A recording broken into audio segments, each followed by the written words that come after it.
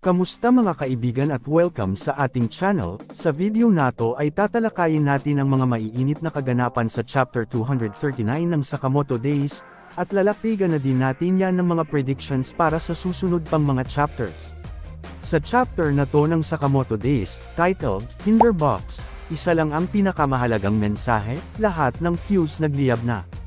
Ibig sabihin, bawat faction, bawat grupo, at bawat karakter ay papasok na sa kanya-kanyang critical na laban. At dito makikita natin kung gaano katalino at gaano kagulo ang chessboard na nilalatag ni Yuto Suzuki. Nagsimula ang chapter sa mabilis na pagplano ni Shin, Amane at Tor Amaro. Alam nilang hindi pwedeng manatili sa JCC sina Sakamoto at Aoi, lalo na't hindi pa nagigising si Taro at vulnerable siya sa kahit anong assassination attempt. Kaya malinaw ang kanilang objective, palabisan agad si Sakamoto bago mag-collapse ang buong lugar. Pero dito pa lang, ramdam muna agad na hindi magiging madali ang lahat. Nandoon si Gozo, nakikinig sa pag-uusap nila. At sa sandaling nag-move si Shin, gumalaw din agad si Gozo para harangin sila. Pero hindi siya nakalusot, kasi pumasok si Shishiba.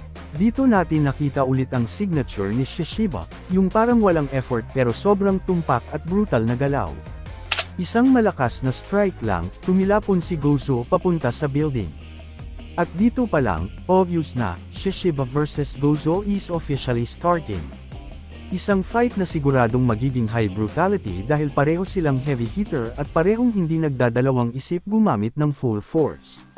Habang nagmamadali ang grupo papunta sa helicopter, biglang dumating ang mga Jaw Assassins, may dalang bazooka pa.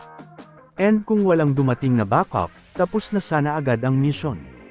Buti na lang dumating sina Boiled at Wutang, para i-block ang shot, at bigyan ng opening ang helicopter para umangat. Ang interesting dito, nag-enjoy pa si Boiled na parang ito na ang chance niya para magpakitang gilas kay Sakamoto. Nag-iwan pa siya ng mensahe, pero dahil sa ingay ng helicopter, hindi maintindihan ni Shin.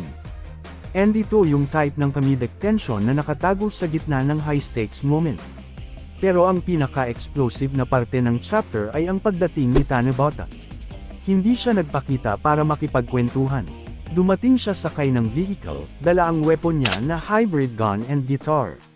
Walang warning binaril niya agad ang helicopter para patayin si Sakamoto habang incapacitated pa ito. At dito, ginawa ni Shin ang pinakamalaking risk sa buong arc. Tumalon siya mula sa helicopter, gamit lang ang crowbar para i-deflect ang bala ni Tanabata.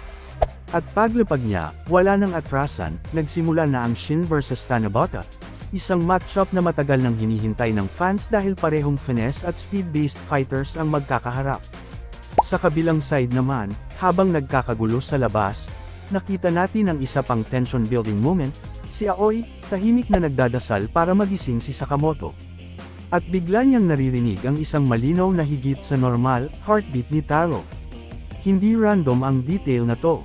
Ito ay foreshadowing na may malapit ng mangyaring, awakening, memory flash, o danger mode, kay Sakamoto. At bago pa matapos ang chapter, pinalo pa ng author ng isa pang heavy tease, ang simula ng laban ni Nagumo at Oki.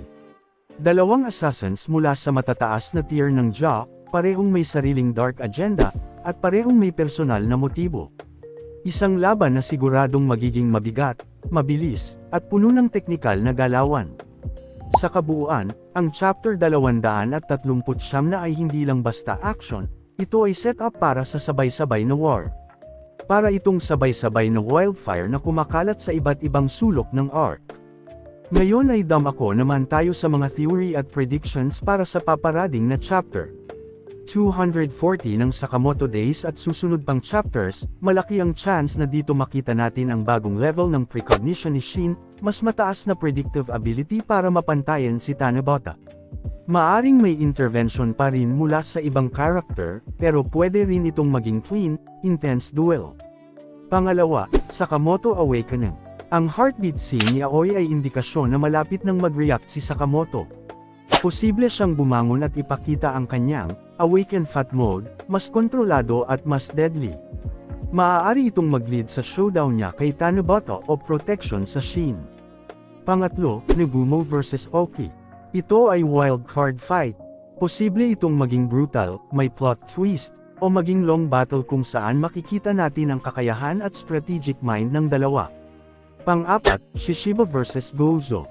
Malaki ang chance na mabilis itong matapos kay Shishiba, pero pwede ring may hidden technique si Gozo na magpapahaba ng laban.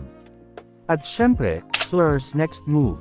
Habang nangyayari ang lahat ng laban, ramdam natin na papasok na ang full-scale assassin war. Ang buong underworld ay maaaring magulo, at si Sakamoto ang magiging sentro ng tensyon. Posibleng ma-reveal ang kanyang full old assassin instincts at makipagharap kay Slur sa susunod na major arc. So hanggang dito na lang ang video natin, at kung mag-theories ka nga ay malaya kang mag-comment dyan sa comment section, mag-i-infat kayo palaging mga kaibigan.